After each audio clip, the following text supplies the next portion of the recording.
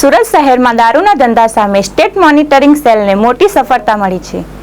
ઉત્તરાણ વિસ્તારમાં state monitoring સેલની team દરોડા પાડી લાખો રૂપિયાનો મોંઘીદાર દારૂ ઝડપી પાડ્યો છે। સ્ટેટ મોનિટરિંગ સેલની ટીમે બાતમીના આધારે ઉત્તરાણ પોલીસ મથકની હદમાં આવેલા ઉત્તરાણ પાવર હાઉસ સમતાનગર વિસ્તારમાં દરોડા પાડ્યા હતા।